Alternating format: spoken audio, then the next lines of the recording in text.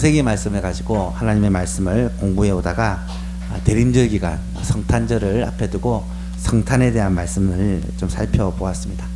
이제 새해부터는 다시 창세기 말씀으로 돌아왔습니다.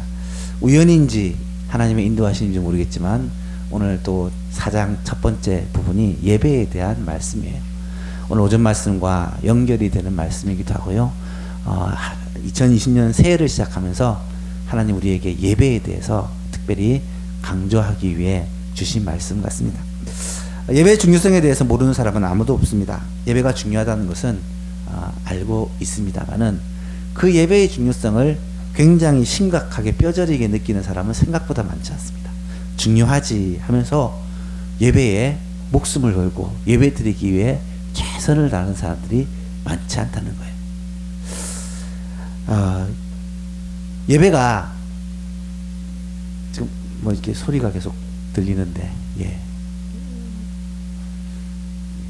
한번 방송실 좀 봐주시길 바랍니다. 예.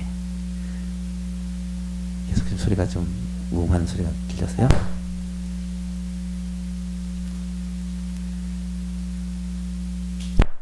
예, 감사합니다.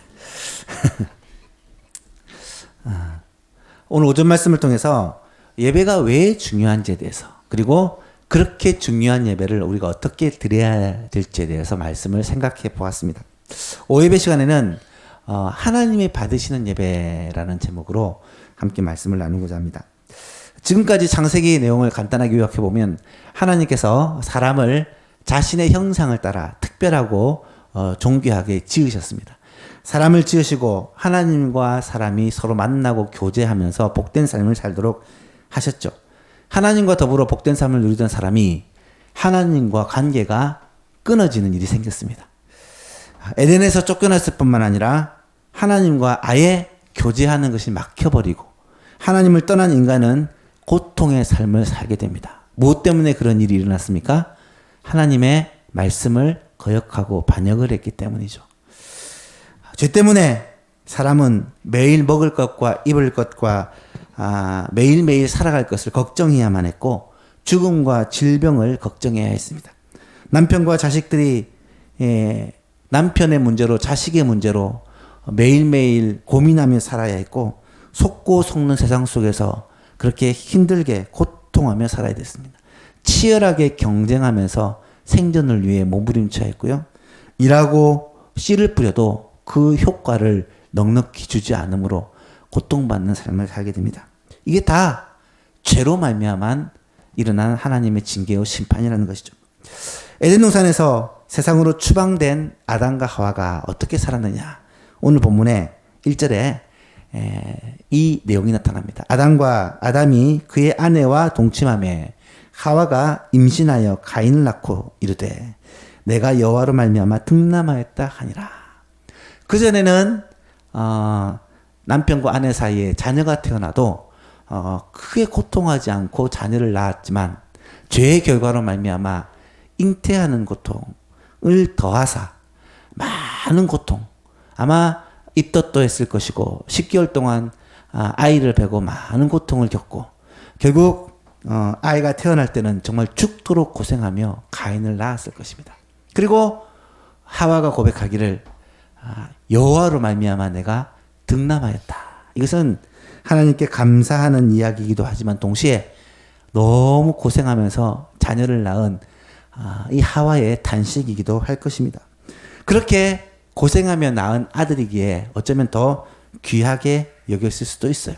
2절에 보니까 그가 또 가인의 아벨을 낳았는데 아벨은 양치는 사람이었고 가인은 농사하는 사람이었다라고 성경은 기록합니다. 인류 첫째 형제입니다. 가인과 아벨. 어떤 사람이 그러더라고요. 이 시대가 가장 짧은 시간에 세계 인구가 2배로 늘어난 때다라고 말합니다. 2명이었는데 4명이 됐으니까 2배로 늘었잖아요. 2절을 보면 이 두 아들의 직업이 나타납니다. 형은 농사를 짓는 자였고 동생은 목축을 하는 자였다라고 기록을 합니다. 이 말씀을 읽으면서 우리는 자연스럽게 무엇이 떠오르냐면 하나님이 아담에게 이 죄의 결과로 말미암아 이마에 땀을 흘려야 식물을 먹게 될 것이고 너는 흙에서 났으니 흙으로 돌아갈 것이다.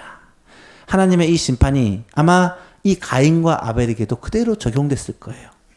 그냥 하나님이 주신 에덴에서 마음대로 누리며 살았던 것이 아니라 일하는 것이 짐이 되고 부담이 되고 먹고 살기 위해 어쩔 수 없이 하는 그런 고통이 되어버린 거예요. 원래 노동은 하나님이 창조하신 하나님의 창조물들을 관리하고 보존하고 이것을 기쁨으로 즐거움으로 하는 것이었는데 죄의 결과로 말미암아 땀을 흘려야 수고해야 오늘날 말로 하면 뼈 빠지게 고생해야 먹고 살 수 있도록 된 거예요. 농사하지 않으면 먹을 것이 없고 목축하는 일을 열심히 하지 않으면 먹을 고기가 없었다라는 것이죠. 입을 옷이 없었다는 것이고요. 가인과 아벨은 먹고 살기 위해 목축을 하고 농사를 지었습니다. 물론 농사를 짓고 목축을 하면서 뭐 양털을 깎는 날이라든지 추수를 하는 날에는 기쁨도 있었을 것이지만 그러기 위해서 얼마나 많은 수고와 땀을 흘려야 됐을지를 우리는 충분히 상상해 볼 수가 있습니다. 범죄로 인하여 일어난 결과들입니다. 오늘날도 마찬가지죠. 오늘도 가만히 앉아서 그렇게 먹을 것과 입을 것과 우리의 삶을 유지할 수 있지 않습니다. 끊임없이 수고하고 고생해야 먹고 살 수 있는 것이 오늘날의 현실이고 그것이 범죄한 인간에게 주어진 마땅한 결과다라는 것을 우리는 기억합니다. 그런데 가인과 아벨이 세월이 지나면서 철이 들기 시작해요. 3절에 세월이 지난 후에 여기서 세월이 지난 후에가 얼마나 지났을까?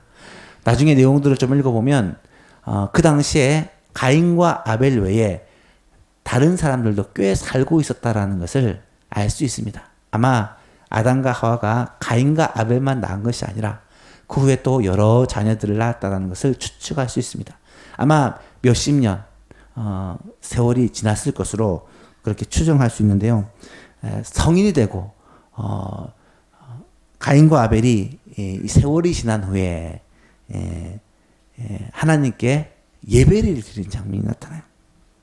3절에 보니까 세월이 지난 후에 가인은 땅의 소산으로 제물을 삼아 여호와께 드렸고 아벨은 자기도 양의 첫 새끼와 그 기름으로 하나님께 예배를 드렸다는 거예요. 처음에는 먹고 사는 일에 바빠서 정신이 없어서 예배드릴 생각하지 못했다가 세월이 지난 후에 이 가인과 아벨은 하나님을 예배해야 되겠다라고 생각을 한 거예요. 아마 부모님인 아담과 하와로부터 자신의 죄와 그로 말미암아 받은 심판에 대해서 얘기를 들었을 것이고 우리는 하나님을 만나고 하나님과 교제해야 우리는 행복을 누리는 존재라는 것을 깨닫게 되었을 거예요. 철이 들게 된 거죠. 여러분 하나님을 생각하고 하나님께 예배하는 모습이 이 구약시대에는 제사로 나타났습니다. 하나님께서 사람이 범죄한 인간이 죄인이 하나님께로 나가는 그 방법을 제사를 통해 가르쳐 주셨다는 거죠. 그래서 이 가인과 아벨은 하나님께 제사를 드립니다. 죄를 짓기 전에는 제사라는 것이 없었습니다. 당연하죠. 하나님과 만나고 교제하고 매일매일 하나님과 함께하는 삶을 살았었는데 근데 죄로 말미암아 에덴 동산에서 쫓겨나게 되고 하나님과 더 이상 교제할 수 없게 되니까 하나님을 만날 수 있는 유일한 방법이 피의 제사, 죄를 가리는 이 제사를 통해서 하나님을 만나게 된 거죠. 여러분 오늘날도 똑같습니다. 사람에게서 가장 큰 고독은 돈이 없는 것도 먹을 것이 없는 것도 사랑하는 사람이 없는 것도 아닙니다. 사람에게 있어서 가장 큰 고통과 가장 힘든 일은 절망적인 것은 하나님을 떠난 것입니다. 우리의 생명의 근원, 우리의 모든 복의 근원, 모든 사람의 축복의 근원인 하나님을 잃어버렸기 때문에 지금도 사람들은 고통을 겪고 메마른 삶을 살고 방황하고 고독한 삶을 살게 되는 거죠. 하나님을 만난 사람은 하나님 안에서 누리는 이 행복이 있습니다. 하나님과 함께하는 이 기쁨이 있는데 하나님을 떠난 자들은 이 기쁨과 감격들을 누리지 못한다는 거죠. 왜 이런 현상이 일어납니까? 결국은 죄 때문입니다. 죄로 말미암아 하나님이 우리와 함께 하실 수 없게 된 거예요. 죄가 하나님과 우리 사이를 갈라놓은 것입니다. 누구든지 하나님 앞에 나가기 위해서는 죄 문제가 해결되어야만 하나님 앞으로 나갈 수 있는 것이죠. 거룩하신 하나님과 죄인인 우리가 만날 수 있는 방법은 이 죄 문제를 해결하는 예배라는 방법으로 나아갈 수가 있게 된 것입니다. 구약시대 하나님께서 가르쳐 주신 예배 방법은 제사제도입니다. 제사라는 것은 인간 안에 있는 모든 더러운 죄를 하나님이 짐승의 피로 말미암아 우리의 모든 죄의 대가를 짐승의 죽음으로 말미암아 그렇게 대신 하고 그 죄를 이 제사제도 하나님이 정하신 피의 제사를 통해 감추는 의식이다라고 이해를 하시면 됩니다. 제사에는 반드시 제물이 필요합니다. 제물로 말미암아 이 죄가 가려워지기 때문입니다. 본문을 보면 가인과 아벨은 각각 제물을 가지고 하나님께 제사를 드립니다. 가인은 농사 짓는 사람이었기 때문에 자신이 지은 농사의 이 농산물을 가지고 하나님께 제사를 드립니다.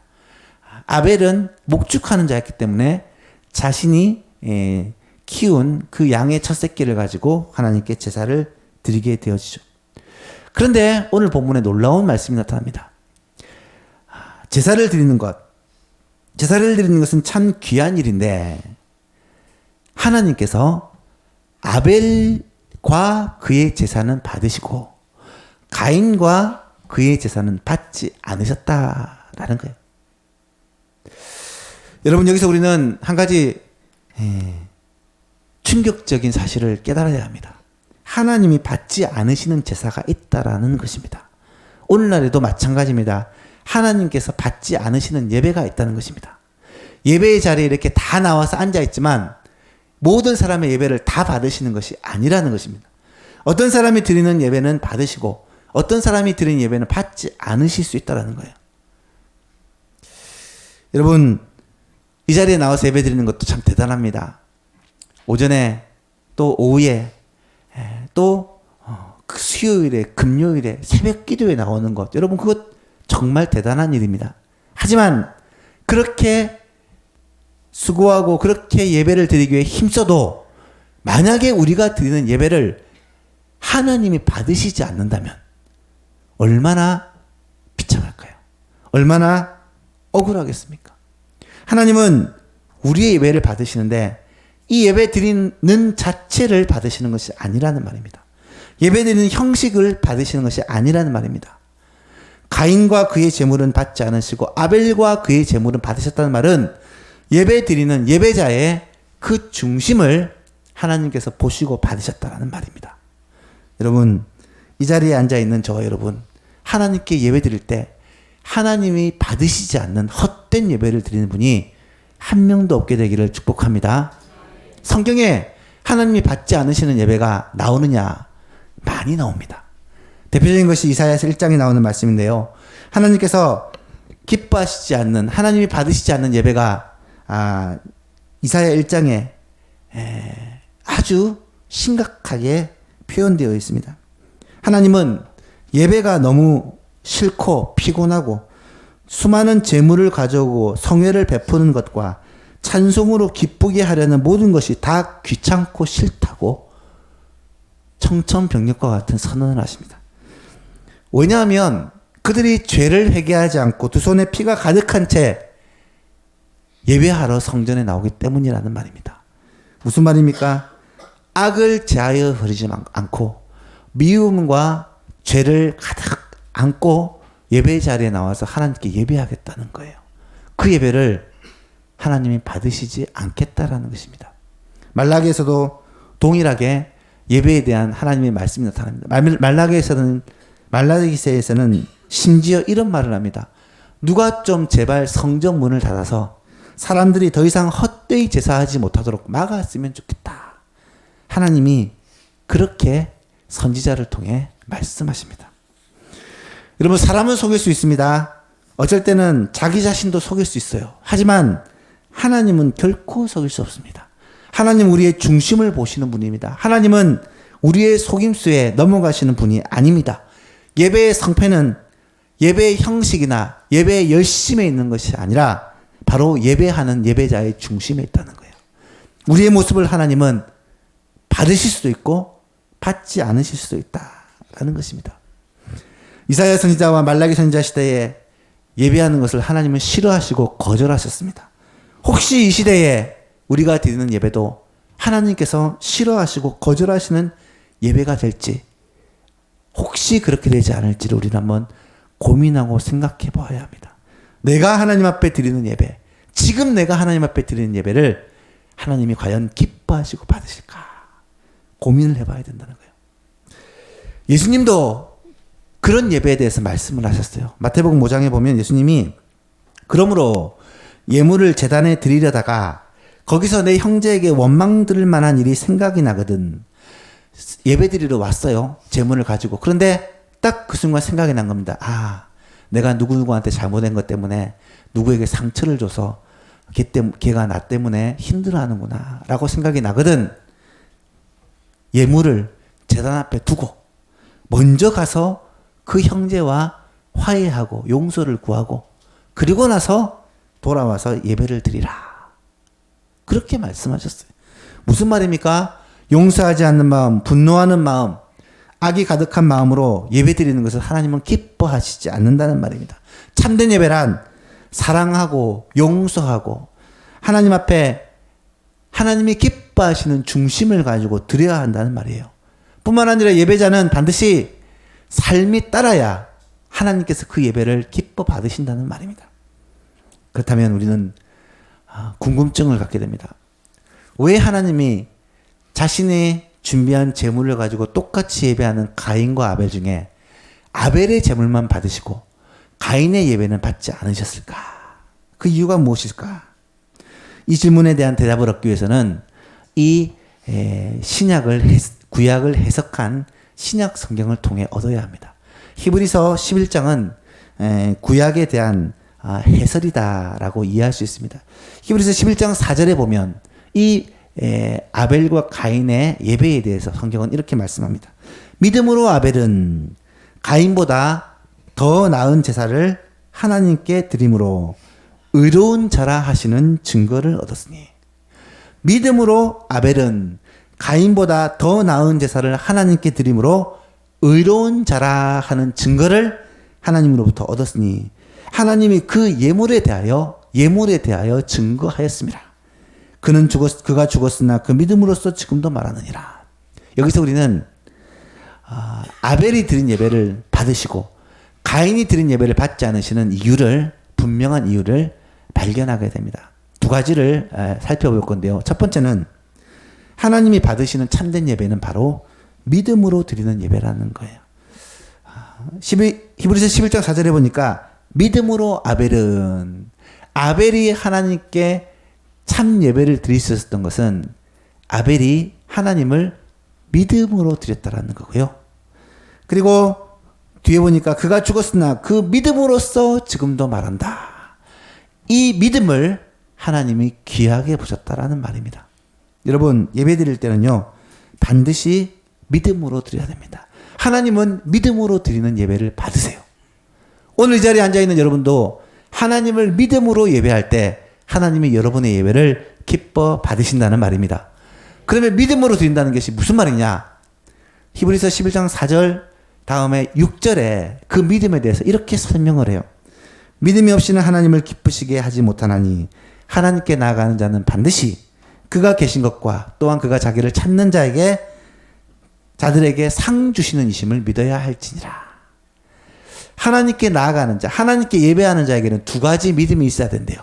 첫 번째가 어떤 믿음입니까? 11장 6절을 띄워주세요. 예. 첫 번째 믿음은 그가 계신 것을 믿는 거예요. 그가 계신 것. 그가 계신 것을 믿는다라는 말은 무슨 의미일까요? 하나님이 살아 계시고 이 예배 가운데 임재해 계시는 것을 믿는 것을 말합니다. 여러분, 예배는 하나님을 만나는 자리입니다. 우리가 하나님을 만나는 이 자리가 예배의 자리인데 하나님이 이곳에 계신다는 것을 모르고 예배를 드리고 믿지 않고 예배를 드리는 것을 하나님은 받지 않으신다는 거예요. 우리가 예배하는 이 시간에 하나님의 이 예배 자리에 임재하셔서 두세 사람이 내 이름으로 모인 이곳에 하나님께서 우리와 함께 하셔서 우리의 예배를 받고 계신다는 사실을 믿을 때 이 예배가 믿음의 예배가 된다라는 거예요. 여러분, 이 자리에 하나님이 함께 계심을 믿습니까? 우리의 예배를 지금도 살아계셔서 이곳에 임하셔서 임재하셔서 우리의 예배를 받고 계신다는 것을 믿습니까? 그렇다면 예배를 적당하게 대충 드릴 수가 없잖아요. 하나님이 이 자리에 함께 계신데 예배 시간에 다른 생각할 수 있을까요? 하나님이 우리 예배를 받으시는데 예배 시간에 졸고 있을 수 있을까요? 예배 시간에 늦게 와서 헐레벌떡 예배 드릴 수 있을까요? 하나님이 우리의 예배와 함께 하시고 이 예배를 받으신다면 하나님 앞에 내가 있다. 고람되오의 마음을 갖는다면 우리의 예배가 믿음의 예배가 된다면 태도가 달라질 수밖에 없을 거예요. 또 한 가지 믿음이 있습니다. 어떤 믿음입니까? 하나님이 자기를 찾는 자들에게 상 주시는 힘을 믿어야 한다. 하나님은 하나님 앞에 나와 예배하는 자를 그냥 돌려보내시지 않는다는 믿음이에요. 하나님은 우리의 연약함을 아시고 우리의 필요를 아시고 우리가 하나님이 필요하다는 것을 아시기 때문에 하나님 앞에 나와 예배할 때 우리에게 은혜를 주시고 복을 주시고 우리의 기도에 응답해 주시고 우리의 필요를 채워주시고 우리에게 형통의 복을 주시는 분이라는 거예요. 하나님 앞에 나오는 자에게 하나님은 놀라운 복을 부어주시는 거예요. 그래서 예배 시간에는 하나님께 드리는 찬양과 기도와 헌금이 있고 하나님으로부터 받는 말씀과 축복이 있는 거예요. 하나님께 드리고 받는 이 주고받는 하나님과의 교제의 시간이 바로 예배라는 것입니다. 하나님은 우리를 위하여 은혜를 예비하여 주시고 우리가 이 땅 가운데 살아가기 위해서 새 힘을 주시고 때로는 건강을 회복시켜 주시고 때로는 우리 가운데 하나님의 놀라운 은혜와 복을 부어주심으로 말미암아 예배하는 자가 하나님을 만나고 예배함으로 말미암아 은혜를 누리고 복을 받도록 해주시는 분이시다. 이것을 믿는 자가 믿음으로 예배를 드리는 것입니다. 사랑하는 여러분, 이 자리에 예배 자리에 나온 여러분들은 꼭 이 사실을 믿으시기를 바랍니다. 우리가 예배 드릴 때마다 하나님이 이 자리에 임재하셔서 우리의 예배를 받으시고 계신다. 그래서 찬양할 때도 그냥 입 다물고 묵상하지 마시고 찬송을 힘있게, 사실 제가 노래를 부르지만 찬송은 되게 크게 합니다. 아시죠? 예. 왜냐하면 내 목소리가 아름답지 않을지라도 하나님은 내 마음을 받으시고 내 목소리를 받으신다 생각하기 때문에 힘을 다해 찬양하고요. 기도할 때도 아멘으로 나의 기도로 하나님께 화답하고요. 말씀을 들을 때도 귀를 기울여 정신을 집중해서 듣고 아멘으로 하나님의 말씀을 받으시고요. 이 예배의 모든 순서에 우리가 적극적으로 참여하는 저와 여러분 될 수 있기를 간절히 바랍니다. 이것이 믿음으로 드리는 예배예요. 믿음으로. 두 번째는 하나님이 받으시는 참된 예배가 어떤 예배냐? 의롭다 하심을 받은 예배다. 의롭다 하심을 받은 예배다. 4절을 다시 한번 보니까 믿음으로 아벨은 가인보다 더 나은 제사를 하나님께 드림으로써 의롭다 하시는 증거를 얻었다. 의롭다함을 받았다. 이를 예물로서 증거했다. 라고 말씀을 하고 있어요. 무슨 말인가? 아벨은 예배를 드린 후에 하나님으로부터 너는 의롭다라는 증거를 얻었대요. 이 말은 이 하나님과의 만남이 이루어졌다는 거예요. 다시 말하면 이 아벨이 의로운 사람이 아니라 죄인이잖아요. 그럼에도 불구하고 이 죄가 가리워짐으로 말미암아 하나님과의 만남이 이루어진 거예요. 여러분, 쉽게 말하면 가인은 하나님 앞에 예배를 드렸지만 그 예배가 하나님께 만남과 교제로 이어지지 않았다는 말입니다. 가인의 죄가 가리워지지 않았기 때문이죠. 왜 이런 일이 났을까? 쉽게 비유하면 아담과 하와가 하나님 앞에 범죄하고 자신의 부끄러움을 깨닫고 난 후에 그것을 가리려고 시도를 합니다. 무엇을 만들었습니까? 무화과 나무 잎을 엮어서 치마를 만들었어요. 그래서 수치를 가리려고 했죠. 근데 무화과나무 잎을 엮어 만든 치마가 수치를 가리워줬습니까? 그렇지 못했어요. 금방 말라버리고 결국은 무용지물이 되어버린 거예요. 마찬가지입니다. 인간적인 방법, 하나님이 말씀하시는 방법이 아닌 것으로 자신의 죄를 가릴 수 없다는 거예요. 하나님은 아담과 하와를 위해서 가죽옷을 입혀주시는데 양을 죽여서 피를 흘리게 하고 그 가죽으로 옷을 입혀, 가죽옷을 입혀 이 아담과 하와의 수치를 가려주신 거예요. 하나님이 정하신 방법, 짐승이 피를 흘림으로 말미암아 하나님께서 의롭다 하심을 얻게 되는 죄를 가리는 이 예배를 아담과 하와에게 가르쳐 주신 거예요. 물론 가인과 아벨은 엄마 아빠를 통해 이 사실을 들었을 거예요. 그럼에도 불구하고 아벨은 하나님이 말씀하신 대로 어린 양의 피를 가지고 하나님께 예배를 드렸지만 가인은 자신이 재배한 농산물을 가지고 하나님 앞에 나아갔던 거예요. 여러분, 오늘 우리들에게도 똑같습니다. 하나님 앞에 나가 예배를 드리는데 우리의 허물과 죄가 가리워져야 하나님을 만나고 교제할 수 있는 예배가 가능한데, 허물과 죄가 가리워지지 않고 하나님 앞에 나아가면 예수님이 그렇게 꾸짖으시던 바리새인이나 서기관들과 같은 종교적인 예배, 윤리적인 예배를 드리게 되는 거예요. 그들은 종교적인 의무를 다 행했고 율법을 지켰지만 예수님으로부터 책망을 받았어요. 이 말은 하나님이 그들의 헌신과 예배와 그들의 신앙생활을 전혀 받지 않으셨다는 말입니다. 그렇다면 어떻게 해야 우리의 죄가 가려질 수 있습니까? 오늘 우리들에게는 짐승의 피가 아니라 예수 그리스도의 보혈이에요. 예수 그리스도의 보혈이에요. 우리의 예배가 하나님 앞에 받아지게 되는 것은, 우리가 하나님 앞에 의롭다 하심을 받을 수 있는 것은 오직 우리를 위하여 자기 생명을 주신 예수 그리스도의 보혈로 말미암아 그 보혈을 의지하고 붙들 때 우리의 죄가 가리워지고 우리가 하나님 앞에 의롭게 받으시게 된다라는 사실입니다. 우리가 하나님 앞에서 의롭다 인정받을 수 있는 이유는 우리가 실제로 의롭고 완벽한 삶을 살아서가 아니라, 우리는 연약하고 실수하지만 예수 그리스도의 그 보혈의 피가, 그 공로가 우리의 죄와 허물을 가리고 우리의 죄를 깨끗하게 해 주시기 때문에 하나님 앞에 의롭게 나가 예배자로 설 수 있다는 거예요. 우리의 의로운 삶을 의지하면요, 실패하고 맙니다. 한 주 동안 잘 살았다고 어깨에 힘주고 예배드리면 그 예배는 실패합니다. 내가 하나님 앞에 다른 사람보다 예배드려서 잘 드린다, 다른 사람보다 더 열심히 있다, 거룩하다라고 생각하면 실패하게 됩니다. 우리가 붙들어야 될 것은 오직 한 가지, 예수 그리스도의 보혈의 능력이라는 거예요.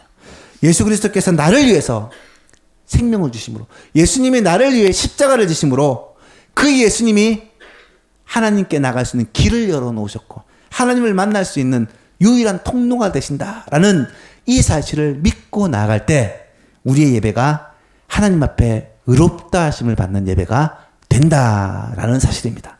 이 사실을 꼭 기억할 수 있기를 축복합니다. 히브리서 9장 말씀만 읽고 마쳤으면 좋겠습니다. 히브리서 9장 11절에 14절 말씀, 제가 예배에 대해서 말할 때마다 인용하는 말씀인데요, 그만큼 중요한 말씀입니다. 11절에 14절까지 천천히 같이 한번 읽어보겠습니다. 시작. 그리스도께서는 장래의 좋은 일에 대제사장으로 오사 손으로 짓지 아니한 것 곧 이 창조에 속하지 아니한 더 크고 온전한 장막으로 말미암아 염소와 송아지의 피로 하지 아니하고 오직 자기의 피로 영원한 속죄를 이루사 단번에 성소에 들어가셨느니라.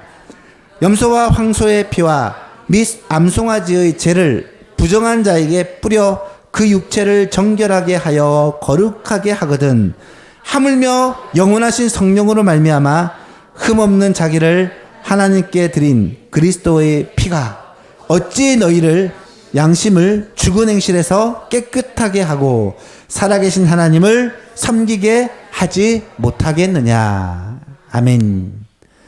하나하나 다 설명드릴 시간은 없지만 여러분, 이것이 바로 예배라는 것입니다. 우리가 드리는 이 예배가 형식적이고 종교적인 예배가 아니라 진짜 하나님이 받으시는 이 아벨이 드린 그 예배처럼 하나님께 의롭다 하심을 받은 예배가 되기 위해서는 예수 그리스도의 십자가 보혈을 의지하고 나를 위해 영원한 속죄, 하나님께 제물이 되신 그 어린 양 예수 그리스도의 보혈을 의지하고 하나님 앞에 나갈 때 이 예배를 하나님이 기뻐 받으시고 예배 가운데 우리를 만나 주시고 하나님이 예배하신 그 놀라운 상을 우리에게 부어 주신다라는 사실입니다. 말씀을 맺습니다. 오늘도 우리가 하나님 앞에 나갈 때 십자가 보혈을 의지하며 나가기를 소원합니다. 하나님을 예배할 때마다 우리의 심령을 깨끗하게 하시고 하나님께 나아갈 길을 열어놓으신 그리스도의 보혈을 의지하고 그 길을 걸어갈 때 성령의 인도하심을 따라 하나님 앞에 나아가 예배를 통해 하나님을 만나고 하나님의 말씀을 만나고 하나님께서 부어주시는 은혜와 복을 날마다 예배 시간마다 누리고 맛보고 하나님의 말씀을 깨닫고 하나님께서 우리에게 주시는 그 음성을 순종할 때에 예배가 정말로 하나님의 임재를 경험하고 하나님께서 우리의 생각과 삶을 바꾸시고 우리의 질병을 고치시고 우리의 삶을 회복시키는 능력의 예배, 회복의 예배, 기적의 예배가 될 것입니다. 2020년 한 해 우리의 예배가 주일마다 이런 놀라운 은혜를 체험하는 참된 예배가 될 수 있기를 예수 그리스도의 이름으로 축복합니다.